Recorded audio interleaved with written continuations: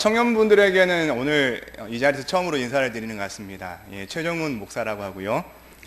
모르실 것 같아가지고 여러분들에게 한번 물어보고 싶습니다. 성경 속에서 어떤 인물을 가장 좋아하시죠? 어떻게 제가 원하는 대답을 이렇게 잘 해주시는 예, 요셉. 많은 사람들이 있겠지만은 오늘을 사는 청년들에게 너 어떤 인물을 가장 좋아하니? 라고 물어본다면은 요셉을 떠올릴 겁니다. 왜 그런가 하면은 요셉이야말로 인생 역전의 대표적인 인물이기 때문입니다. 인맥도 없고 학연도 없고 지연도 없는 아무것도 없는 노예의 신분에서 진짜 맨 땅에서 이집트의 총리의 자리까지 오른 아주 놀라운 인물이죠. 이런 요셉이 오늘을 사는 청년들에게 어찌 안 부럽겠습니까? 지금처럼 취업도 어렵고요, 결혼도 어렵고 또 승진도 어려운 이런 시대 속에서 정말 속에서 막 불끈불끈 올라오는 마음이 어떤 마음이겠습니까? 나도 한번 요셉처럼 이 바닥 같은 인생에서 탈출해서 한번 우뚝 서고 싶다, 이거 아닙니까? 언젠가는 내 인생에도 정말 밝은 여명이 터져 오를 것이다, 이런 것을 기대하고 있지 않겠습니까? 그래서 요셉처럼 내 인생 가운데 언제 한번 펼쳐질 그 인생 역전하는 그날을 보면서 지금도 이 청년들은 이 악물고 노력하며 최선을 다해 하루하루를 살아가고 있습니다. 요셉의 삶을 한번 되짚어 생각해 보십시다. 가족 안에서는 이 아버지의 편애로 인해 가지고 형들에게 미움을 받죠. 그래서 우물 밑 바닥으로 집어 던져진 인생이 요셉입니다. 다시 그를 건져주는가 했더니 그를 이집트의 노예로 팔아버립니다. 아버지와 이 작별 인사도 못 해보고 이 생이별을 당하게 됩니다. 낯설고 힘든 노역, 정말 그곳에서 험난한 시간들을 요셉은 보내게 됩니다. 그런데요, 그 상황에서 정말 주어진 상황에서 최선을 다했어요. 열심을 다했습니다. 그래서 인정을 받고 보디발이 그 가정의 총무로 요셉을 세워줬습니다. 한 노예의 신분에서 여기까지 오른 것만 해도 사실 숨통 튈만 하지 않습니까? 이제 어느 정도 요셉에게도 평안한 삶이 이어지고 있었는데 그것도 잠시죠. 한 정신 나간 아줌마의 끈적한 유혹이 시작됩니다. 어머, 요셉. 죄송합니다. 요셉을 유혹하기 시작하는 것이죠.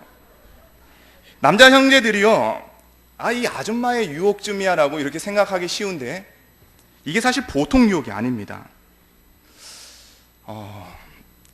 정말 우리 남자들은요, 아마 지금 이 요셉의 나이에 그때 그 자리를 갔다면은 이거 무슨 땡큐한 상황이지 이러면서 정말 쉽지 않은 유혹이었어요. 군대 갔다 오신 청년들은 더 잘 알 겁니다. 이 군대 2년 동안에 그 안에 갇혀 있으면은 웬 아주머니가 군대에 들어와도 이 군인들은 여자 왔다고 난리가 납니다. 그것이 군대입니다. 그런데 누구보다 이 외로운 마음의 이 요셉 말입니다. 더군다나 이 애굽의 이 화장술은 거의 변장술에 가깝죠. 이 한 3cm 되는 이 두께를 이 화장을 진하게 떡질을 하고 그 아줌마가 주름살을 다 감추고요. 그리고 이 칙칙 뿌려댄 이 향수, 너무나 그 매혹적인 그 냄새.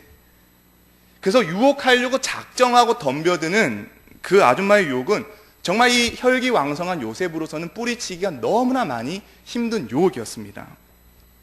거기다 대고 요셉이 정중하게 이 말로써 마님 이러면 곤란합니다.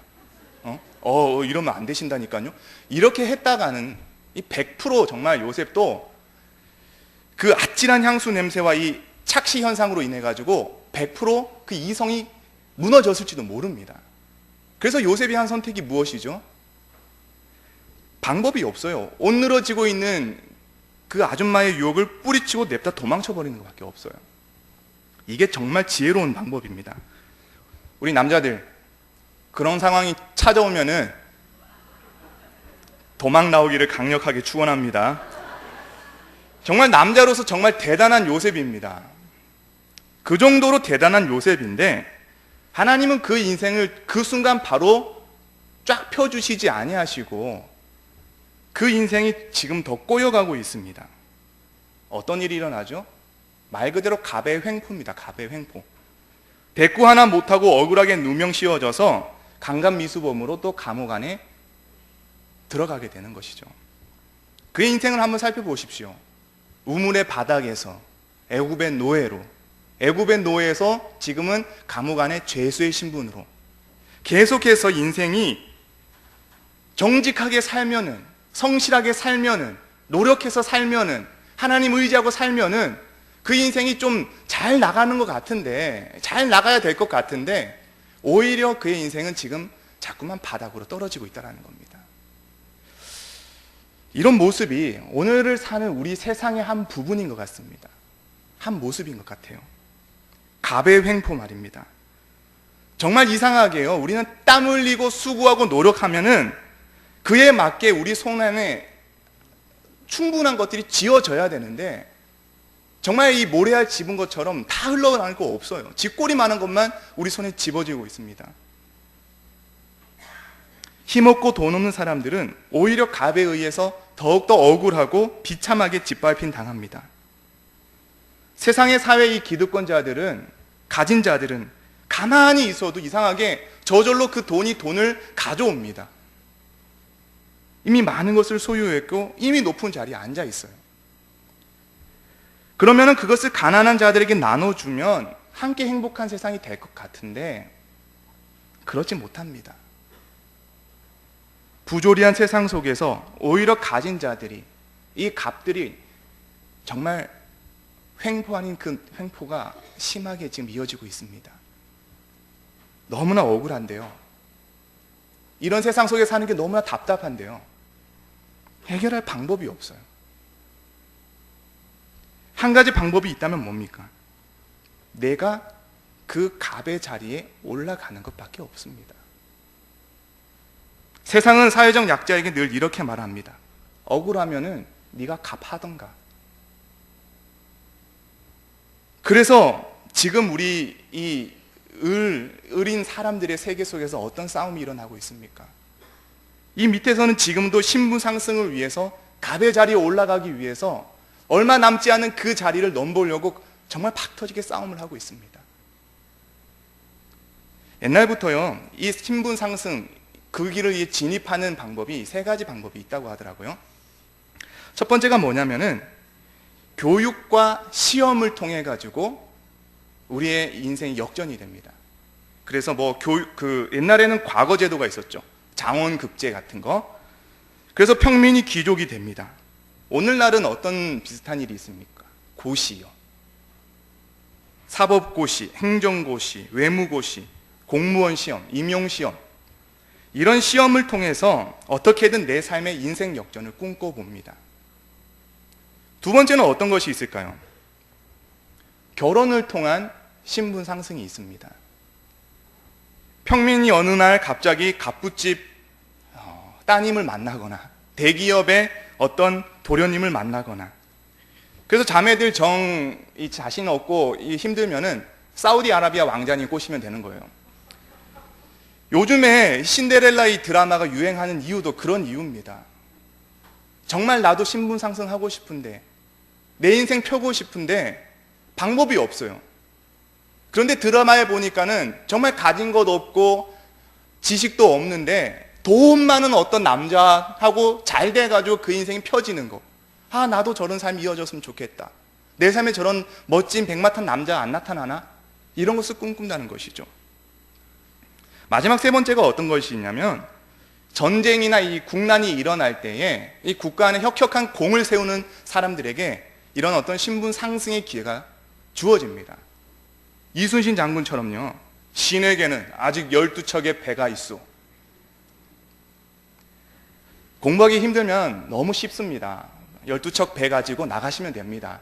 그래서 300척의 이 넘는 배를 이기면 우리에게는 신분 상승의 기회가 있죠. 쉽죠? 우리나라는 어떻습니까? 두 번째, 세 번째, 결혼이나 이런 어떤 국가의 그 혁혁한 공을 세워서 이렇게 인생 역전할 수 있는 길은 거의 막혀 있습니다. 그런 일은 거의 없습니다. 한 길이 열려 있다면 오직 시험, 이 시험을 통해 가지고 신분 상승하는 길만 열려 있어요. 그러니 생각해 보십시오. 세계에서 유례 없는 입시 전쟁, 대학 서열 경쟁, 연간 사교육비만 해도 정말 말도 안 되는 무려 25조 원이나 들어가는 정말 이상한 나라. 조기 유학도 그렇고요. 새벽 2, 3시에도 환하게 불 켜 있는 학원과 독서실. 이런 경쟁을 통해서 남을 짓밟고 올라가야 하는 오늘날 우리 청년들이 살아가고 있는 이 시대 속에서 교회에서요, 정말 입이 아프게 너희들 정직하게 살아야 한다. 너희 성실하게 살아야 한다. 희생하며 살아야 된다. 나누며 베푸며 살아야 된다. 그렇게 살도록 촉구하고 말씀을 전해도 현실은 어떻습니까? 그렇게 살면은 바보가 되거든요. 오히려 세상은 우리가 희생할수록 아우 잘 됐다, 비웃으면서 우리를 더 짓밟거든요. 이러니 성경이 원하는 방법대로, 성경이 원하는 가치대로 사는 것조차도 너무나 힘든 그런 구조가 되어버렸다는 것입니다. 이러니 이 현실 속에서 정말 이 요셉 형님은 정말 우리의 히어로예요. 우상이에요, 우상. 왜요? 억울하면 네가 갚하던가 이 말에서 이분은 진짜 갑이 돼버렸어요. 그러니 어쩌면 우리의 어떤 롤 모델처럼 이 요셉이 너무나 좋은 거죠. 만약에 여러분이 이 요셉이면, 요셉의 자리에 오르면 누가 가장 눈에 거슬려요? 어떤 인물이 가장 거슬려요? 그 변장하고 찾아온 이 아줌마, 나를 이렇게 감옥 안에 붙잡히게 한 이 아줌마 너무나 눈에 거슬릴 거예요. 충분히 처결을 할 수 있는 그런 위치에 있잖아요. 그리고요, 또 어떤 형들 얼마나 밉습니까? 여러분이 오늘 갑의 위치에 오른 현대판 요셉이라면은 눈에 지금 누가 아른거립니까? 내 눈에 누가 아른아른거려요? 누구한테 보란 듯이 큰 소리 치고 싶고 그 코를 납작하게 만들어주고 싶어요. 사랑하는 청년들, 그리고 성도님들, 우리 인생의 이런 짜릿한 대역전극, 정말 우리 인생의 이런 클라이막스, 이게 언제 올까요? 내가 대기업 회사에 입사하게 되면요, 내가 명문 회사에 들어가게 되면요, 내가 명문 대학에 진학하게 되면요, 좋은 남자, 스펙 좋은 남자, 여자 결혼하게 되면요, 그럼 남 보란 듯이 나를 비웃던 사람들 코웃음 치면서 그 코를 납작하게 만들어줄 수 있을까요? 그러면 우리 다시 한번 요셉을 생각해 봅시다. 요셉의 삶의 클라이막스는 언제였을까요? 정말 우리가 생각하듯이 그 갑의 자리, 화려한 총리가 되는 그 자리에 올라설 때에 요셉의 인생에서 가장 빛나는 순간이었겠습니까? 그 보디발의 아내를 짓밟아 줄 수 있는, 형들의 이 잔혹한 일을 복수할 수 있는 그 자리에 올라간 그 순간 요셉의 삶의 클라이막스였겠습니까? 아니에요. 성경은 그렇게 이야기하지 않더라는 겁니다. 요셉이 그런 자리에서 만약 형들을 복수했다면, 그 아주머니를 처결했다면 우리가 아는 요셉은 성경 속에 나오지 않습니다. 요셉이 요셉 될 수 있는 이유가 오늘 본문 속에서 나오는데요, 우리 창세기 45장 5절 말씀 한번 같이 읽어보겠습니다. 45장 5절 말씀입니다. 우리 한 목소리로 같이 읽어보겠습니다. 시작. 당신들이 나를 이곳에 팔았다고 해서 근심하지 마소서. 한탄하지 마소서. 하나님이 생명을 구원하시려고 나를 당신들보다 먼저 보내셨나이다. 우리 7절 8절도요. 하나님이 큰 구원으로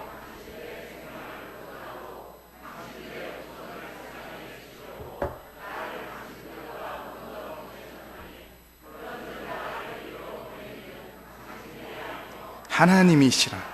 하나님이 나를 바로에게 아버지로 삼으시고 그 온 집의 주로 삼으시며 애굽 온 땅의 통치자로 삼으셨나이다. 아멘. 무엇을 말해주고 있습니까?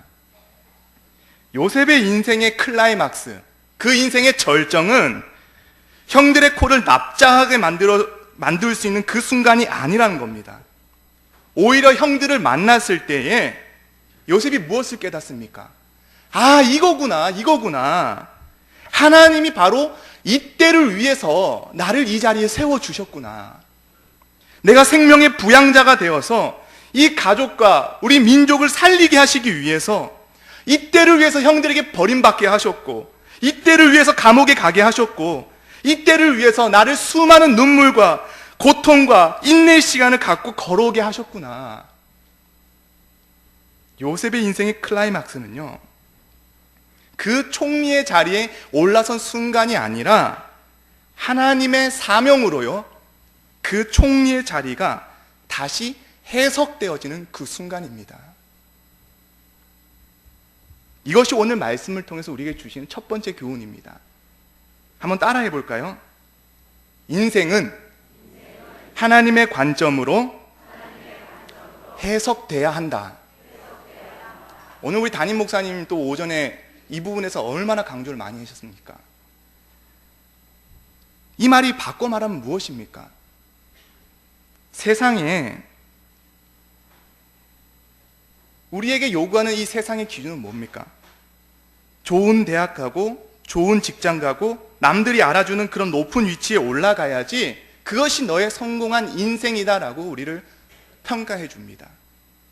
그런데 성경은 네가 어느 곳에 있든지 간에 그곳에서 하나님의 사명을 발견하게 되면, 하나님의 관점으로 그곳에 해석이 일어나게 되면 너는 성공한 인생이야 라고 말해준다는 것입니다. 믿으십니까? 이 청년들이요, 지금 얼마나 치열하게 사는지 모릅니다.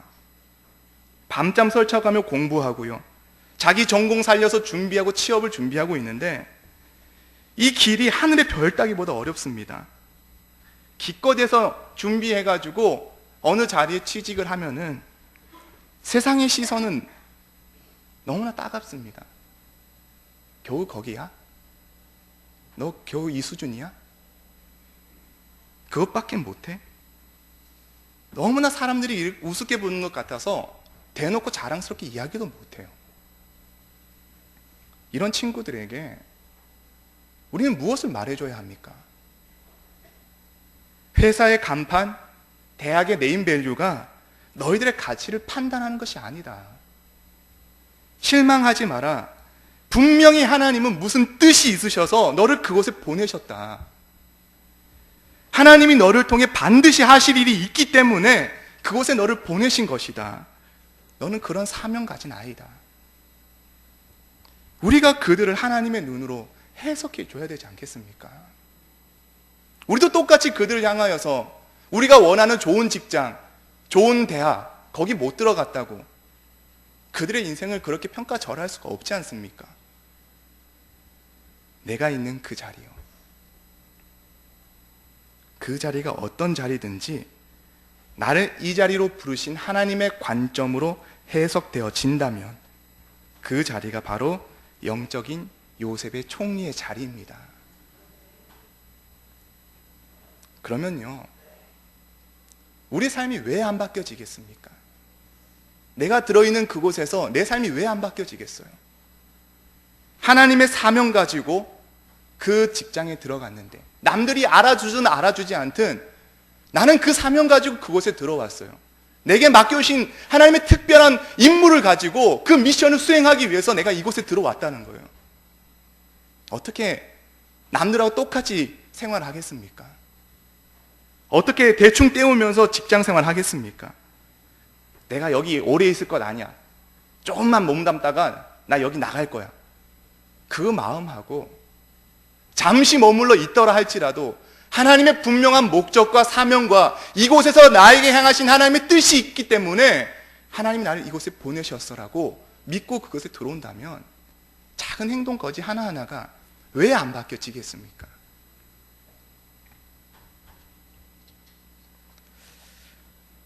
그래서 다시 한번 말씀드립니다. 지금 여러분이 서 있는 그 자리가 어떤 자리이든지요, 남들이 생각하듯이 높은 자리이든지 알아주는 자리이든지 88만 원 최저임금을 받고 쇠가 빠지게 일하며 겨우 생계를 유지하는 그 적은 자리든지 아무도 알아주지 않는 그런 지방의 모 대학이든지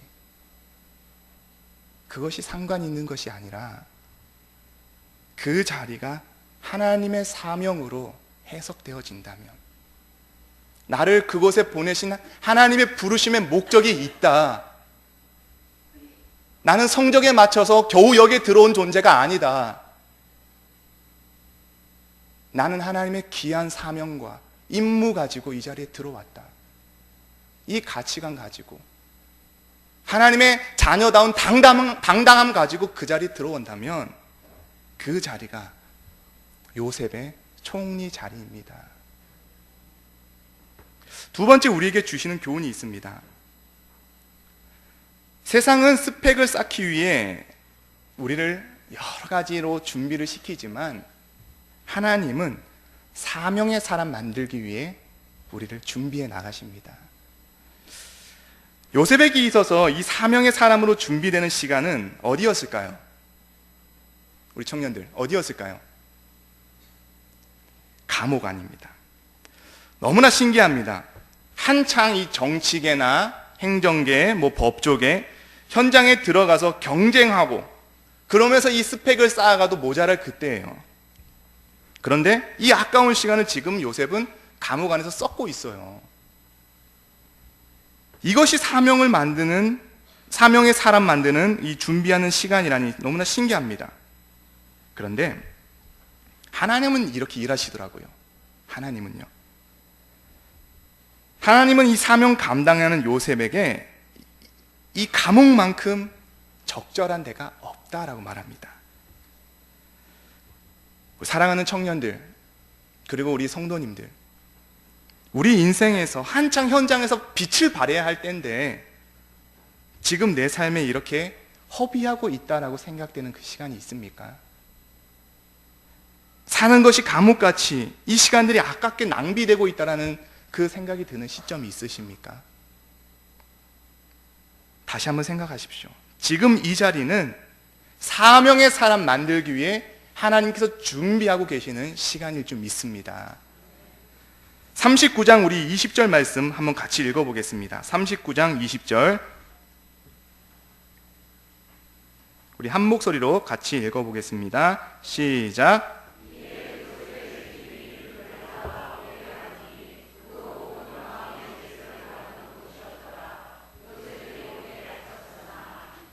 예, 한번 생각해 보십시오. 요셉요, 노예가 주인의 아내를 겁탈하려고 했어요. 그러면은 이 노예는 어떻게 돼야 됩니까? 원래는 그 자리에서 죽습니다. 노예의 신분에 무슨 판결이 있고 감옥이 있고 뭐가 있겠습니까? 끝이죠, 끝. 그런데 지금 요셉을 옥에 가둬놨어요. 더군다나 옥에 가뒀는데 거기가 뭐라고요? 왕의 죄수를 가두는 곳이었대요. 일반 강도, 성범죄자들 그런 사람들 가둔 곳이 아니라 왕의 죄수들. 그러니까는 정치, 행정, 각 분야에서 탁월한 분들만 지금 모셔놓은 곳입니다. 요셉이 그런 곳에 들어갔다라는 거죠. 하나님의 어떤 놀라운 간섭하심이 지금 그 가운데 있어요.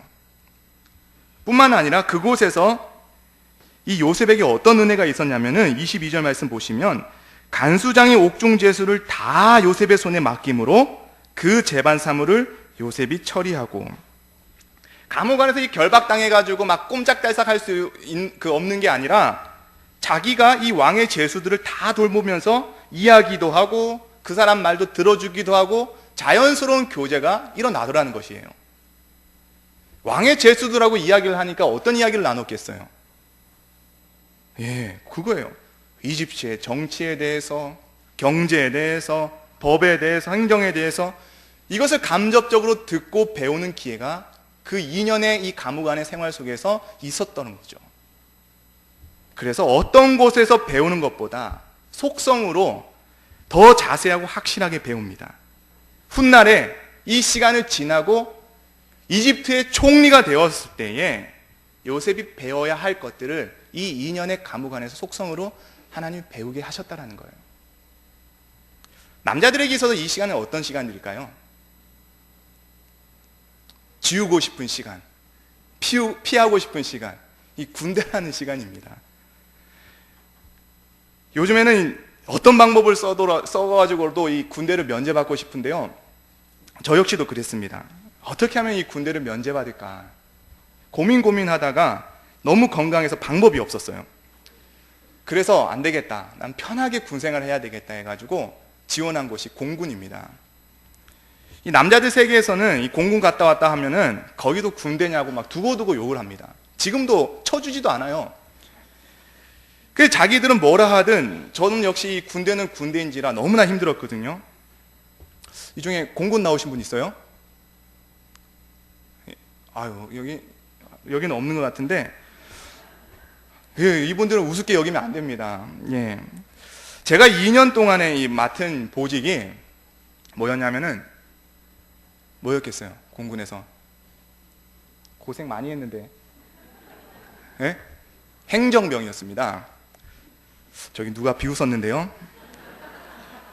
그래서 제가 정말 컴퓨터를 못했어요. 컴퓨터를 못하고 정말 이 독수리 타법으로 이렇게 늘 이렇게 해왔던 사람이었는데, 2년 제대하고 나오면서 저는 이 한글 이 단축키를 다 외워버리고 나왔습니다. 그래서 한글 모르는 거 있으면 저한테 물어보시면 다 돼요. 거기서 저는 이 행정, 한글, 엑셀 이걸 배우고 나왔어요. 이 감옥 같은 군 생활을 하면서 온갖 이 잡기에 능하게 되었죠. 이게 근데 지금 이 목회를 할 때요, 얼마나 유용한지 모릅니다. 이게 너무나 유용합니다. 이거 안 배우고 왔으면은 지금도 이제 교회 가는 곳마다 이제 목사님들한테 깨지면서 문서 작성 다시 해라, 행정 이거 어떻게 다 다시 배워 이러면서 지금 저는 엄청 깨졌을 거예요. 그런데 지금 이 모든 걸 저는 2년 안에 다 배우고 와가지고 썩 잘하지는 못하지만 욕 안 먹을 만큼 하고 있어요. 시간이 지나고 나니까요, 이 군생활 안에서 제가 선임들을 어떻게 대우해야 되는지, 윗사람을 어떻게 예우하게 되는지, 정말 혼나면서 욕먹으면서 몸에 각인되도록 배워가지고 어른들에게 어떻게 이제 예우해야 되는지도 간접적으로 많이 배웠어요. 이 2년이라는 시간, 공군은 2년 4개월입니다. 너무나 길어요. 그 시간 동안에 많이 배웠어요. 이게 훗날에 제가 이 목사로 세워지게 될 때에 제가 배워야 할 것들을 미리 배우게 하셨던 과정이더라고요. 하나님의 배려하심이더라고요. 사랑하는 청년들, 그리고 성도님들, 혹 지금 이런 감옥과 같은 시간이 내 삶에 이어지고 있습니까? 정말 숨이 막힐 정도로 견디기 어려운 거 알지만 빨리 여기서 벗어나고 싶지만 이 고난의 시기, 하나님이 사명의 사람 만들기 위해 준비하고 계시는 단계일 줄 믿습니다. 여기서 분명히 내가 배워야 할 것이 있습니다. 알바를 하더라도요, 아무도 알아주지 않는 그런 일들을 하더라도요, 하나님의 관점으로 바라보십시오. 여기서 내가 배워야 할 게 있어요. 정말로 하나님이 그곳에서 보내셨을 때는 여기서 내가 깨닫게 해야 하시는 것들이 있다는 거예요. 그 시간을 깨닫지 못하고 돌아오는 것만큼 아까운 인생이 없습니다. 가는 곳에서 하나님, 내가 이 사람과의 만남 속에서 이 일을 통해서 내가 배워야 할 것이 무엇입니까? 내게 말씀하시는 것이 무엇입니까? 그것을 늘 물어보시면서 그 시간 속에서 지나고 났을 때, 하나님께서 이러한 사명을 발견하게 하기 위해서 나를 이 시간을 준비하셨구나라는 것을 깨닫는 귀한 은혜의 자리가 되기를 소망합니다. 마지막 한 가지 살펴보겠습니다. 마지막 오늘 우리에게 주시는 말씀은 마침내 사명의 사람으로 완성될 때까지 하나님은 우리를 절대로 잊지 않으신다라는 사실입니다. 감옥 안에 억울하게 잡혀 있을 때 우연히 어떤 사람을 만나냐면 우리 40장 우리 2절 3절 말씀 한번 같이 볼까요? 40장 2절 3절 우리 같이 한번 읽어보겠습니다. 시작. 바로가 그 두 관원장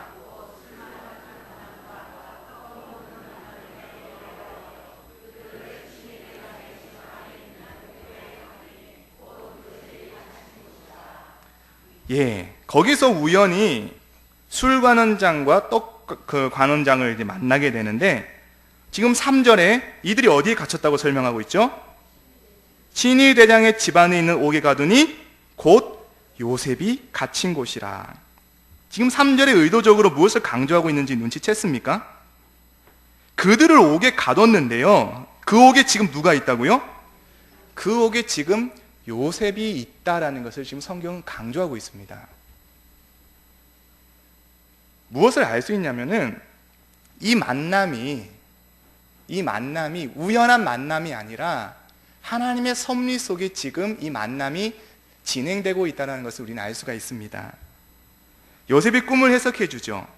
술관원장, 당신은 3일 만에 다시 복귀될 겁니다. 그러면서 부탁하는 게 자기가 지금 억울하게 감옥에 왔다라는 겁니다.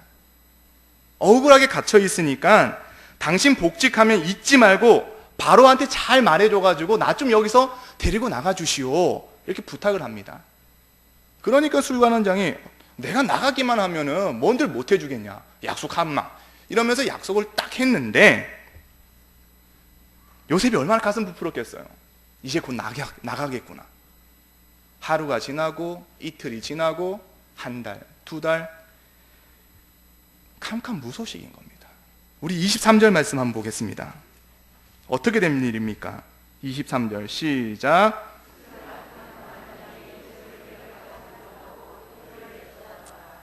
너무나 안타깝죠. 술 맡은 관원장이 그만 그 은혜를 잊어버리고 까맣게 잊어버린 겁니다.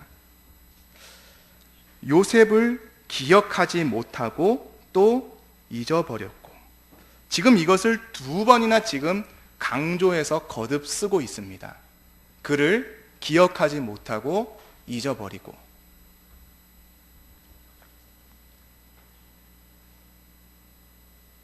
요셉요, 이 술관원장의 소식을 기다리면서 매일 밤 이 철장 사이에서 어떤 기도를 드렸을까요? 하나님, 언제까지입니까? 나는 언제까지 이렇게 잊혀진 초라한 존재로 살아야 합니까? 나 여기서 영원히 생을 마감하는 건 아닙니까? 하나님, 언제입니까? 언제입니까? 그런데요, 성경에서는 거듭 지금 사람은 그를 기억하지도 못하고 그를 잊어버렸다라고 강조하면서 반대로 지금 무엇이 더 부각되고 있는지 아십니까? 사람은 그를 잊어버려도 우리 하나님은 요셉을 잊지 않았다. 사람은 그를 잊어버려도 우리 하나님은 지금도 요셉을 눈동자처럼 바라보고 계신다. 성경은 반대로 이것이 지금 더 부각되고 나타나고 있습니다. 사랑하는 청년들, 우리 성도님들, 지금 아무도 이런 초라한 인생을 살아가는 우리를 기억해주지도 못하고 잊어버렸다고 지금 낙심하고 있습니까? 이 시간이 길어질 거라고 생각하고 계십니까? 준비하는 것마다 잘 되지 않고 아까운 시간이 허비되면서 나란 존재가 너무나 무가치한 존재로, 형편없는 존재로, 초라한 존재로 여겨지고 있습니까? 기억하십시오. 사람은 그들을 잊어버렸을지 모르지만 그때에도 하나님은 이 요셉을 잊지 않으셨습니다. 그때에도 하나님은 여러분을 잊지 않고 계십니다. 때가 되어 그 감옥에서 건져서 사명 감당할 그 자리로 하나님 보내주실 것입니다. 말씀을 마무리하면서 영상을 하나 보고 싶습니다. 우연히 제가 이제 페이스북을 하다가 보게 된 영상인데요. 한국의 취업 준비생이 몇 명인지 아십니까? 무려 98만 명이라고 합니다. 어마어마한 사람들이 지금 취업을 준비하고 있는데, 그래서 이 취업 준비생들 몇 명들에게 인터뷰를 요청합니다. 인터뷰를 요청하고 한 장소에서 만나자라고 합니다. 그래서 그 취업 준비생이 그 인터뷰 장소에 딱 가게 됐는데, 때마침 이 생방송으로 보여지는 뉴스가 방영이 되고 있는 거예요. 근데 깜짝 놀라요. 거기에 낯익은 얼굴이 있는 거죠. 자기 아버지가, 친아버지가 그 생방송으로 뉴스의 인터뷰를 진행하고 있는 거예요. 이것은 이 친구를 위한 이 몰래 카메라였던 것이죠. 오늘 그 영상을 한번 같이 보겠습니다. 앞에 불을 좀 꺼주셔요.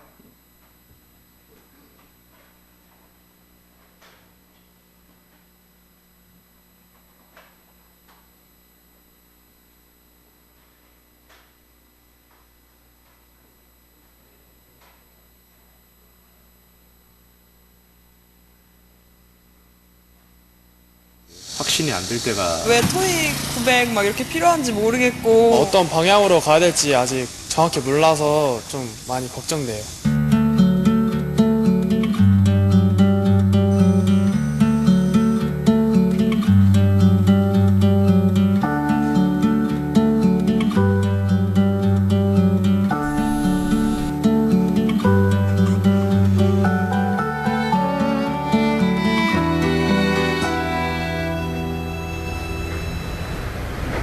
일자리 문제가 날로 심각해지고 있습니다. 취업을 준비하는 취업 준비생들도 고민하는 것이 한두 가지가 아닌데요. 이 취업 준비생을 둔 부모님을 직접 스튜디오에 모시고 취업 문제에 대한 이야기 나눠보겠습니다. 어서 오십시오, 아버님. 네, 안녕하십니까. 네, 안녕하세요. 김윤철 군이 현재 취업 준비 중이신 거죠? 네, 아버님. 안녕하세요. 대박. 취업 준비를 하고 계시군요. 이제 몇 년이나 되신 거예요? 1년 남짓 됐습니다. 윤철 군이 스펙 때문에 불안해한다고 들었습니다. 옆에서 지켜보시는 심정은 어떠신가요? 부모 입장에서 굉장히 짠하죠. 취업 위주로만 생각하는 이제 그런 젊은 애들이 된 것은 안타깝죠. 네, 스펙이 다는 아닐 텐데요. 아버님이 보시는 따님의 장점은 뭘까요? 그림을 잘 그려가지고요. 학교 다니면서 상도 상당히 많이 받아왔습니다. 또 아들 성향이 또 남을 먼저 배려하는 성격이 강하기 때문에 제가 볼 때는 네. 나름 그래도 열심히 자기가 좀 하려고 살아왔던 것 같아요. 아드님이 혹시 지금 뉴스를 보고 계실 수도 있잖아요. 저희가 생방송으로 진행을 하고 있습니다만 단스럽게 아드님한테 어떤 얘기를 해주고 싶으세요? 동진아, 남자는 럭비공이라고 생각한다. 럭비공을 찰 때는 잘 나가지만, 똑바로 내가 생각한 대로 나가지만 떨어질 때는 어디로 떨어질지 모른다. 아빠도 그랬었고 너도 아마 그럴 거고. 그렇지만 가장 중요한 거는 경기장을 벗어나면 안 되거든. 우리 열심히 살고 너도 열심히 살고 하는 거 좋은데 경기장을 벗어나지 않고 게임을 잘 해야 멋진 경기가 될 것 같다. 그게 인생인 것 같다고 생각한다. 사랑한다, 서동진. 이렇게 걱정도 안 끼치고 이런 아들이 왜 이렇게 우세요, 동진 씨? 아이 얘기할 수 있는 거예요? 네. 많이 놀라셨죠? 아버지, 우리 윤철이 한번 불러볼까요? 예. 윤철아. 윤철? 네 아버지. 네. 이거 어디서 방송하는 거예요? 보시면 고개를 좀 숙여주셔야 되실 것 같은데요. 오. 뭐야? 아 이런 거였어요? 동준아. 뭘 울어. 울기는 재밌게 해야지. 아빠가 너 사랑하는 거 네가 알잖아. 뭐 말 안 해도. 그치? 저녁에 소주 한잔 하자.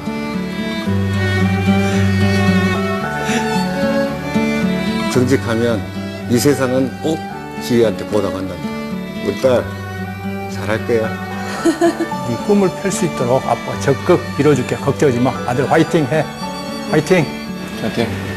아들이 추구하고 목표하는 아빠는 기필코 달성하리라 믿는다. 아자, 화이팅! 우리 은미는 어디를 가더라도 잘한다고 아빠는 그렇게 믿어. 사랑해. 나도 좀 막상 얼굴 보고는 못하는 말인데 이렇게 전해드리는 거니까. 믿음을 있게 주신다는 것도 많이 고맙네요. 제가 그렇게 믿음을 많이 안 준 것 같은데 용기도 생기고 더 잘하고 싶어지고 감동적이기도 하고 제가 너무 많이 깨닫게 된 순간입니다. 너무 감사드립니다. 잘할게요.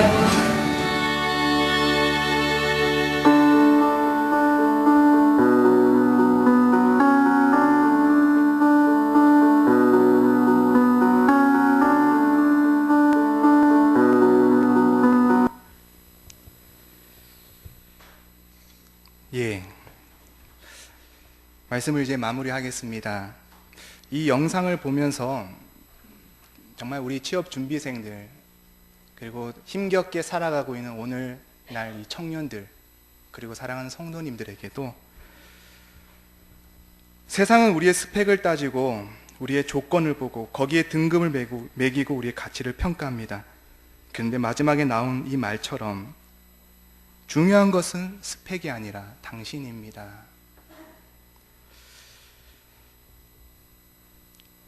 그래서 누구보다 우리 주님은 우리를 그렇게 평가해 주시더라는 사실입니다.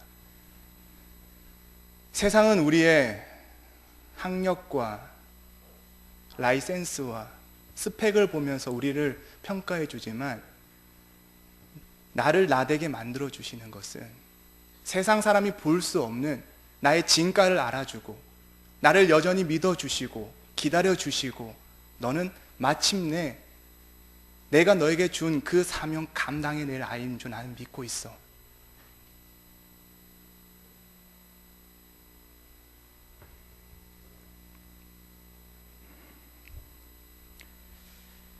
남들처럼 만빨이 뛰어나진 않지만 우리 주님은 얘는 같이 있으면 사람을 행복하게 만드는 재주가 있어. 얘는 누구처럼 공부를 잘하지 않지만 빵 만드는 거, 자동차 만지는 거 어릴 때보다 좋아했어. 얘는 누구처럼 좋은 직장에 들어가지 못했지만 누구보다 성실하게 책임감 있게 내가 뭘 맡겨도 안심이 되는 그런 아이야. 사람들은 우리를 잊어버려도 우리를 기억해 주지 않아도 끝까지 날 잊지 않고 내 옆에서 응원해 주시는 우리 부모님 계시고 우리 주님 계십니다. 오늘도 우리를 향해 말씀하십니다. 너는 나에게 여전히 아주 특별하단다. 기도하겠습니다.